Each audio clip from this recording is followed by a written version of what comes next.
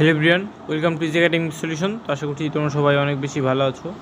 তো তোমরা যারা নবম শ্রেণীর শিক্ষার্থী আছো, তোমরা জানো তোমাদের অর্ধবার্ষিক পরীক্ষা কিন্তু এই জুলাই মাসের 3 তারিখ থেকে শুরু হবে। তো আজকের ক্লাসে আমরা আলোচনা করব তোমরা যারা নবম শ্রেণীর শিক্ষার্থী আছো, তোমাদের এই শিল্প ও সংস্কৃতি বিষয়ে কোন কোন অধ্যায়ের কোন কোন টপিক থেকে কোশ্চেন আসার সম্ভাবনা সবচেয়ে বেশি, সেগুলো নিয়ে দিক নির্দেশনা দেওয়া হবে। তো তোমরা যারা নতুন আছো এবং এখন যে চ্যানেলটিকে সাবস্ক্রাইব করনি, দ্রুত সাবস্ক্রাইব করে নাও। তো তোমরা হয়তো বা জেনে থাকবে তোমাদের এই শিল্প সংস্কৃতি বিষয়ে তোমাদের সিলেবাস হচ্ছে অর্ধবার্ষিক পরীক্ষায় 1 থেকে 42 পৃষ্ঠা পর্যন্ত। কত? 1 থেকে 42 পৃষ্ঠা, মানে তোমার প্রথম অধ্যায় এবং দ্বিতীয় অধ্যায়, এই দুইটা অধ্যায় কিন্তু তোমার অর্ধবার্ষিক পরীক্ষায় রয়েছে। তো এই দুই অধ্যায়ের কোন কোন বিষয়গুলো তুমি পড়লে পরীক্ষায় কমন পাবে সেগুলো নিয়ে আজকে নির্দেশন দেওয়া হবে। তো চলো আমরা দেখে নিই কোন কোন বিষয়গুলো তোমার পড়তে হবে। তো প্রথম অধ্যায়ের নাম হচ্ছে কি জানার মাঝে অজানার করেছি কি সন্ধান। তো এখান থেকে আমরা কোন কোন বিষয় সম্পর্কে পড়বো দেখো। তো এখান থেকে আমরা বস্তুগত সংস্কৃতি জিনিসটা কি, এটা একটু আমরা কী করবো, রিডিং পড়বো। যে এখানে বস্তুগত সংস্কৃতি দেখতে পাচ্ছ, এটা আমরা সবাই মিলে কী করবো, পড়বো। এবং অবস্তুগত সংস্কৃতি এগুলো পড়বো, এবং যে গ্রামীণ সংস্কৃতি এবং নগর সংস্কৃতি আছে এগুলো আমরা সবাই মিলে কী করবো, একটু পড়বো। এবং এগুলো পড়ার পর আমাদের কী করতে হবে, আমাদের বিভিন্ন আঁকা, তারপরে গান, নাচ, ভঙ্গি ইত্যাদির মাধ্যমে আমাদের কী করতে হবে, এগুলোকে আমাদের পরিবেশন করতে হবে। এবং শহরের বর্ষবিদায় ও বর্ষবরণ যে আছে এগুলো আমরা পড়বো। এবং ক্ষুদ্র নিষ্কর্ষীর বর্ষবিদায় ও বর্ষবরণ যে আছে, অর্থাৎ এই দুইটা জিনিসের মধ্যে কী কী পার্থক্য এবং মিল রয়েছে, শহর এবং ক্ষুদ্র নিগোষ্ঠীদের বর্ষবরণ ও বর্ষবিদায়, এই পার্থক্যগুলো কিন্তু আমাদের পরীক্ষায় আসতে পারে। তো এই অধ্যায়ে আমরা আর কোন কোন বিষয়গুলো পড়তে পারি দেখো। এই অধ্যায়ে আমরা আরও অনেক কিছু বিষয় পড়বো, যেমন এই যে এখানে বলা হয়েছে, নিচের অঞ্চলটি যদি শহরে অথবা ক্ষুদ্র নিগোষ্ঠীর সংবলিত এলাকায় হয় তবে উপরের নির্দেশনার মতো নিজের এলাকা সম্পর্কে কী করবে, তুমি এই বর্ষবরণ সম্পর্কে বিভিন্ন তথ্য সংগ্রহ করবে। এবং দুটি সংস্কৃতির মধ্যে তুমি কী করবে, এই সংস্কৃতির মধ্যে তুমি তুলনামূলক একটা ছক তৈরি করবে, এই গ্রামীণ এবং শহরের যে আছে। দেখো এই যে নিচে তোমাদের একটা ছক দেওয়া আছে, গ্রামীণ সংস্কৃতি, নগর সংস্কৃতি এবং ক্ষুদ্র নিগোষ্ঠী সংস্কৃতি।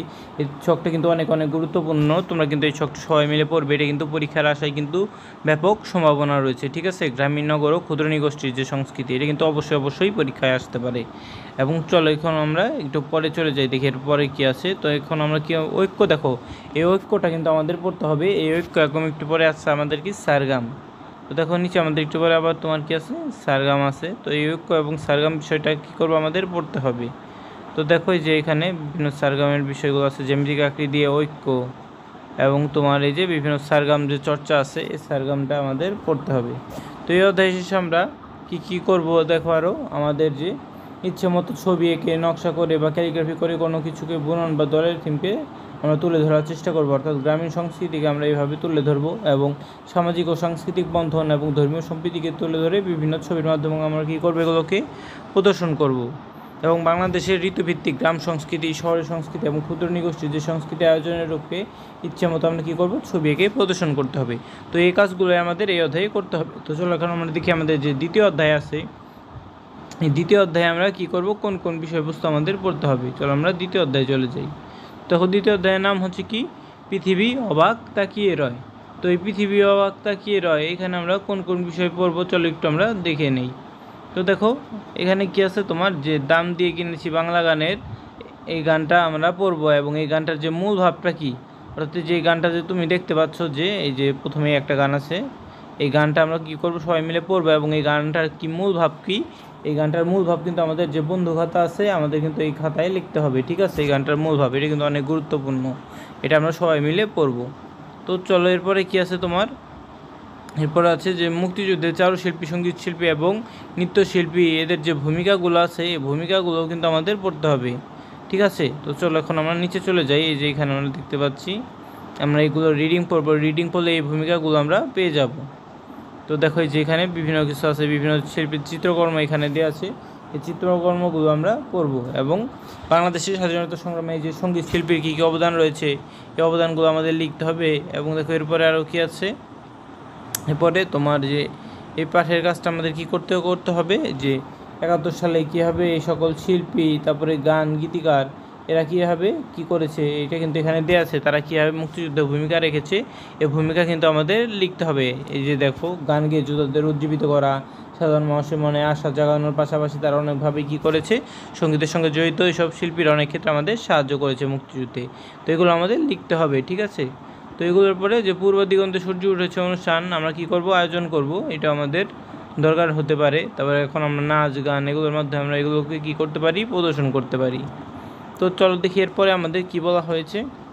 এরপরে যে বাংলাদেশের স্বাধীনতা সংগ্রামে বিভিন্ন যে অভিনয় শিল্পীদের যে এবং নৃত্যশিল্পীর অবদান, তাদের অবদানগুলো আমাদের পড়তে হবে। এগুলো কিন্তু পরীক্ষায় আসার মতো কোশ্চেন, এগুলো আমরা সবাই মিলে পড়বো যেখানে দেওয়া আছে।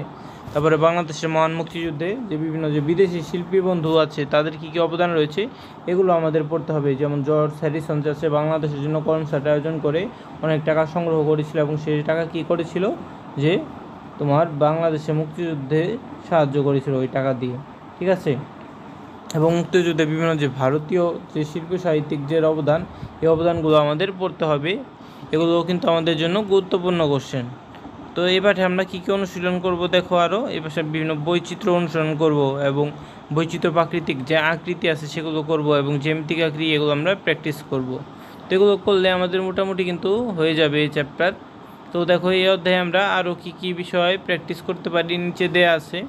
এই যে আমরা প্রাকৃতিক এবং জ্যামিতিক আকৃতি দিয়ে চিত্রের নিয়ম নীতি অনুশীলন করব এবং পাঠ্য বই নির্দেশ অনুসারে নাচের এবং আঙ্গিকগত অভিনয় এগুলো আমরা প্র্যাকটিস করব। এবং পূর্ব দিগন্তে সূর্য উঠেছে এই অনুষ্ঠানটি কিন্তু আমাদের কী করতে হবে, আয়োজন করা হতে পারে পরীক্ষার দিন।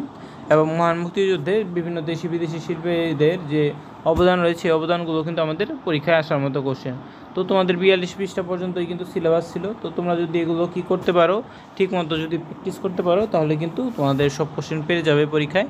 তো আজকে এই পর্যন্তই। তো এই ভিডিওটি ভালো লেগে থাকলে অবশ্যই ভিডিওতে লাইক এবং চ্যানেলটিকে সাবস্ক্রাইব করতে ভুলবে না। পরবর্তী ক্লাসে আমরা অন্য একটা বিষয় নিয়ে আলোচনা করব এবং যখন তোমাদের যে মেইন কোশ্চেনটা দেওয়া হবে তখন এই মেইন কোশ্চেনের সমাধানও কিন্তু তোমরা এই চ্যানেলে পেয়ে যাবে।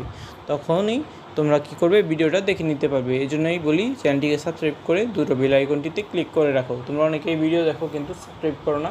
তো যারা এখন চ্যানেলটিকে সাবস্ক্রাইব করনি দ্রুত সাবস্ক্রাইব করে নাও। ধন্যবাদ সবাইকে।